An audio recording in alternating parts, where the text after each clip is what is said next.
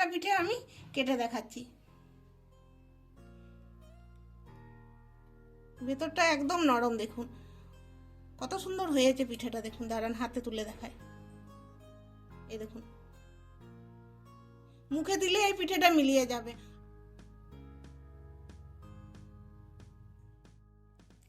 নমস্কার বন্ধুরা, ক্রিয়েটিভ ফ্যামিলিতে আপনাদের সবাইকে স্বাগত জানিয়ে চলে এসেছি আরও একটি নতুন রেসিপি নিয়ে। আজকে আমি বানাবো ভাজা চিড়ে দিয়ে ক্ষীরসা গোকুল পিঠা বানিয়ে আপনাদেরকে দেখাবো। এখানে আমি দেখুন ভাজা চিড়ে নিয়েছি, চিড়েটা আগেই আমি ভেজে রেখেছিলাম। এই চিড়েটাকে আমি মিক্সি জারে করে গুঁড়িয়ে নেব। ভিডিওটি আপনারা প্রথম থেকে শেষ পর্যন্ত দেখুন আমি কিভাবে বানাচ্ছি। আমি বাটি মাপ করে দেখিয়ে দেবো। প্রথমে আগে চিড়েটা গুঁড়ো করে নিই।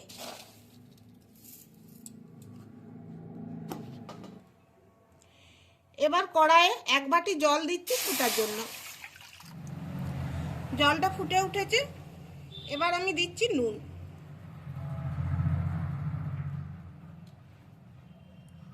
চার চামচ চিনি।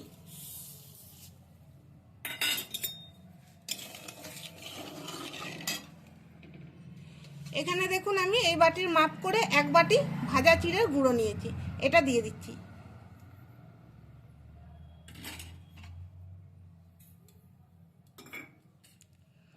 হাফ বাটি নিচ্ছি সুজি। এবার সুজি আর চিড়েটা ভালো করে নেড়ে নিচ্ছি, তা না হলে তলাটাতে বসে যাবে।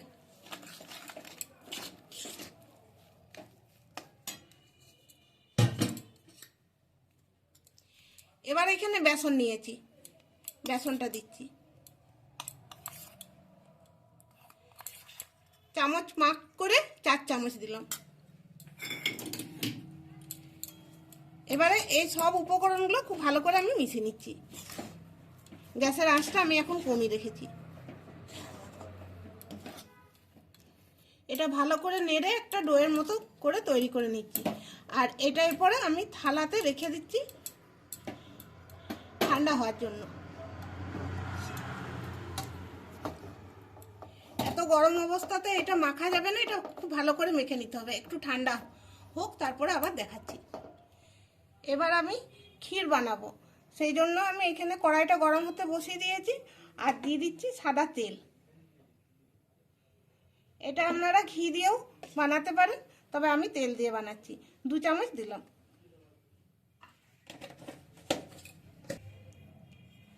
সুজি নিয়েছি, সুজিটাকে আমি ভেজে নিচ্ছি প্রথমে।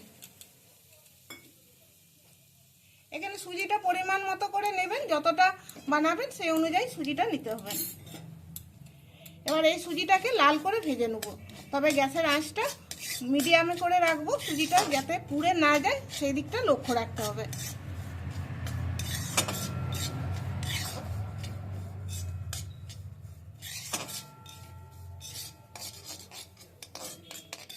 এই দেখুন সুজিটা ভেজে নিয়েছি, কালারটা চেঞ্জ হয়ে গেছে, লাল লাল ভাব একটা চলে এসছে।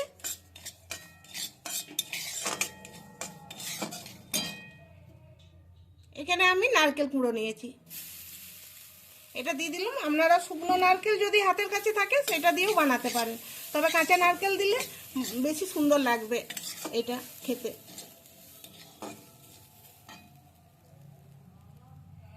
দিচ্ছি 1 চিমটি নুন। 1 বাটি দুধ নিয়েছি, এই দুধটা আমি একটু একটু করে দিব, নাড়তে থাকবো।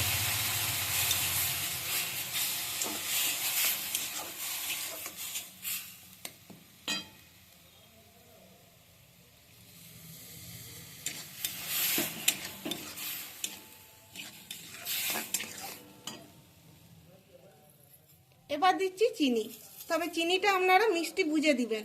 যদি কম চিনি খেতে পছন্দ করেন কম দিবেন, আর যদি একটু বেশি চিনি খেতে পছন্দ করেন তবে একটু বেশি করে দিবেন।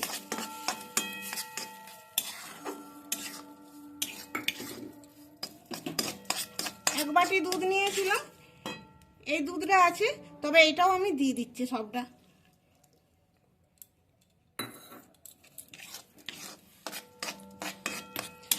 এবার খুব ভালো করে আমি মিশিয়ে নিচ্ছি। এ দেখুন এরকম নেড়ে নেড়ে আর এরকমভাবে একটা ঘন করে নিতে হবে। এখানে চাইলে আপনারা পাউডার দুধ মিশাতে পারেন, তবে আমি পাউডার দুধ মিশালাম না, কারণ যে দুধটা আমি দিলাম সেই দুধটা এমনিতেই ফুটিয়ে একটু গাঢ় করে রেখেছিলাম।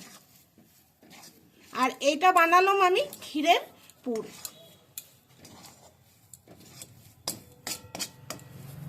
দুধটা আমি বাটি মাপ করে এই জন্যই দিলাম, যাতে করে এই সুজিটা দানা দানা থাকে। বেশি দুধ দিলে কি হয়, সুজিটা নরম হয়ে যায়, তার ফলে এই দানা ভাবটা চলে যাবে। সেই জন্য দুধটা আমি মাপ করে দিলাম।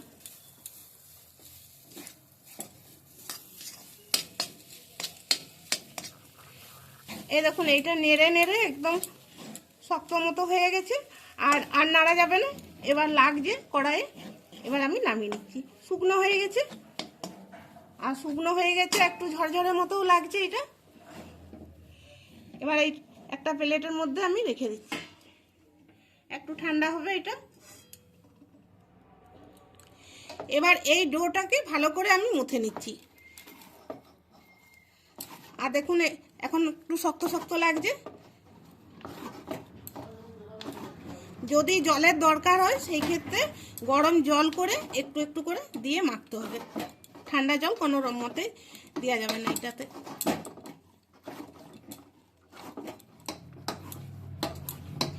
এটা খুব ভালো করে মুছে নিয়েছি, আর খুব ভালো করে মুছে নেওয়ার পর দেখবেন এটা খুব সুন্দর একটা হালকা হয়ে যাবে, খুব নরম সফট একটা তৈরি হবে। তখন বুঝতে পারবেন যে এটা খুব ভালোভাবে মুছে নেওয়া হয়ে গেছে। এবার আমি একটু তেল দিয়ে আর গোটাটা বুলিয়ে নিচ্ছি।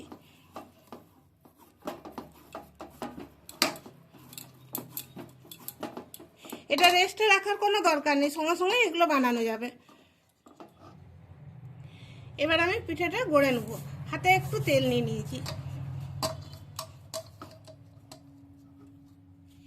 এরকম লেচিটার মতো নিচ্ছি।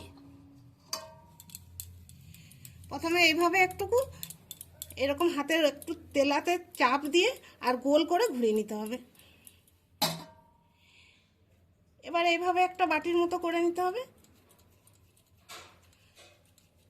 গোল করে হাতে তেলাতে একটু চাপ দিয়ে ঘুরিয়ে নিলে কি হবে, কি হয়, এগুলো ফাটে না। এগুলো দেখুন কত সুন্দর লাগছে। এবার যে ক্ষীর পুরটা আমি বানিয়ে রেখেছি সেটার থেকে অল্প করে দিচ্ছি, খুব বেশি দেবো না। এই দেখুন, এবার এই দুটো মুখকে ধরে আমি এভাবে বন্ধ করে দিচ্ছি। মুখটা বন্ধ করতে যদি একটু অসুবিধা হয় সেক্ষেত্রে একটু জল আঙুলে জল লাগিয়ে মুখটাকে বন্ধ করে দিতে হবে।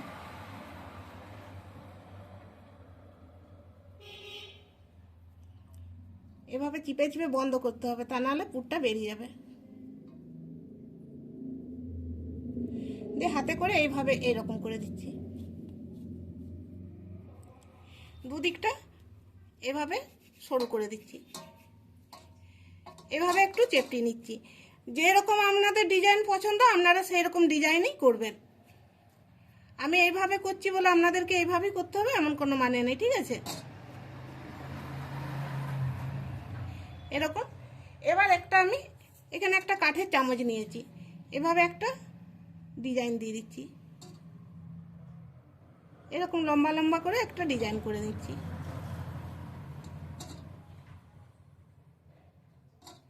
ছুরি দিয়েও হবে, ছুরির যে পেছনের দিকটা মোটা দিকটা ওটা দিয়েও হবে। এই দেখুন, এভাবে মুখটা একটু সরু করে নিলে দেখতে সুন্দর লাগবে। তো এইভাবে আমি সবগুলো বানিয়ে নিচ্ছি। এবার এই পিঠেগুলো আমি ভাজবো, আর এরকম করে আমি গড়ে নিয়েছি, দেখতে কত সুন্দর লাগছে। আর দেখুন এখানে আমি সাদা তেল গরম হতে দিয়েছি। তেলটা খুব বেশি গরম করা চলবে না, হালকা গরম হবে সেই সময়তেই দিতে হবে। যদি বেশি তেলটা গরম হয়ে যায় সেক্ষেত্রে গ্যাসটা একদম কমিয়ে দিবেন, অথবা গ্যাসটা একদম অফ করে দিবেন।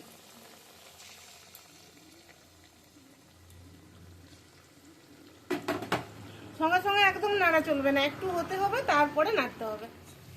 এবার আমি এক পিঠটা উল্টে দেবো। দেখুন আগের তুলনায় কালারটা একটু চেঞ্জ লাগছে।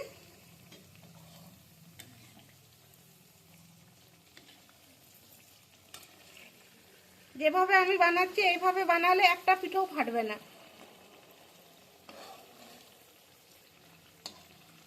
গ্যাসের আঁচটা মিডিয়ামে রেখে আমি এটা ভাজছি। এরকম আমি এইভাবে লাল লাল করে ভেজে নিয়েছি। আপনারা চাইলে একটু ডিপ কিংবা একটু হালকা করে ভেজে নিতে পারেন। এই কালারটা দেখতেই সুন্দর লাগছে। এইভাবে আমি ভেজে নিয়ে এগুলো এরপরে হয়ে গেছে, এবার নামিয়ে নেব। গ্যাসের আঁচটা মিডিয়ামে করেই ভাজবেন, তাতে করলে কি হবে, ভেতরটা পর্যন্ত ভাজা হবে, কাঁচা থাকবে না। আর ফুল আঁচে ভাজলে কি হবে, ভেতরটা কাঁচা থেকে যাবে।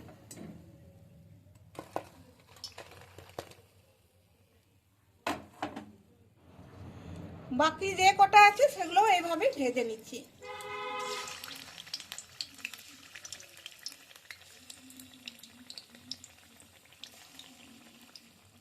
এই দেখুন সব পিঠেগুলো আমার ভাজা হয়ে গেছে।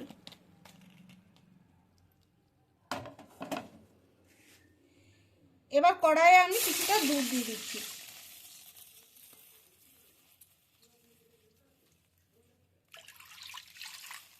দু বাটি দুধ দিলাম। 2 বাটি দুধ মানে হাফ লিটার দুধ আছে এতে। দুধটা এভাবে মোটামুটি 3 মিনিটের মতো আমি ফুটিয়ে নিয়েছি। এবার এতে দিচ্ছি এলাচের গুঁড়ো, 1 চিমটি নুন দিচ্ছি। এবার দিচ্ছি স্বাদ মতো চিনি, তবে চিনিটা আপনারা বেশি কম করে নেবেন। চিনিটা দেওয়ার পর আরও একটু আমি ফুটাবো, যাতে চিনিটা ভালোভাবে গলে যায়। চিনিটা দেওয়ার পর আরও 2 মিনিট আমি এভাবে ফুটিয়ে নিয়েছি। এবার এখানে যে আমি ক্ষীর পুরটা তৈরি করেছি সেখান থেকে একটু দিয়ে দিচ্ছি। বন্ধুরা, আজকের এই রেসিপির ভিডিওটি ভালো লাগলে লাইক শেয়ার কমেন্ট করবেন, আর আমাদের চ্যানেলটিকে সাবস্ক্রাইব করে আমাদেরকে সাপোর্ট করবেন, আর সবার সাথে একটু বেশি করে শেয়ার করে দিবেন। এবার আরেকটু ভালো করে ফুটে যাক এটা। এবার দেখুন এইটা আমার রেডি হয়ে গেছে। এবার এখানে যে গোকুল পিঠাগুলো আমি ভেজে রেখেছি এগুলো দুধের মধ্যে আমি ছেড়ে দেবো। দুধটা এখন ফুটছে, এই ফুটন্ত অবস্থাতেই আমি ছেড়ে দিচ্ছি।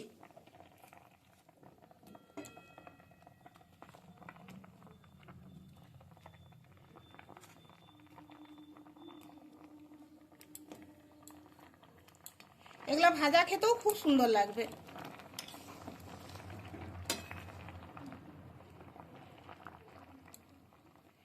এবার একবার টকবক করে ফুটে যাক, তারপর আমি গ্যাসটা অফ করে দেবো। এ দেখুন খুব ভালো করে ফুটে গেছে। এবার আমি গ্যাসটা অফ করে দিচ্ছি। এবার এটা ঢাকা দিয়ে আমি কিছুক্ষণ রেখে দিচ্ছি, তারপর আপনাদেরকে দেখাচ্ছি। এ দেখুন বন্ধুরা, আমি আপনাদেরকে আধ ঘন্টা পর দেখাচ্ছি, আর এই আধ ঘন্টাতে দুধটা অনেকটা টেনে নিয়েছে। এবার আমি একটা থালাতে আমি ঢেলে নিচ্ছি। এটা আপনারা চাইলে সারা রাত এভাবে ভিজিয়ে রেখে দিতে পারেন, সকালবেলাতে খেতে পারেন, তাতে খেতে আরও বেশি ভালো লাগবে।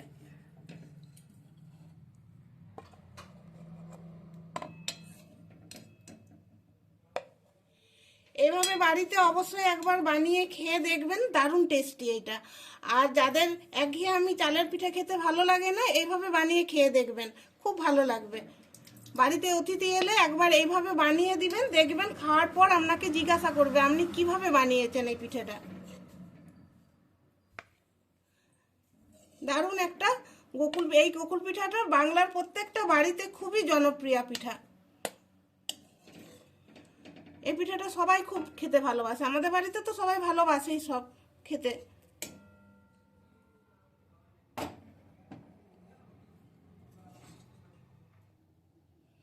এবার একটা পিঠে আমি কেটে দেখাচ্ছি।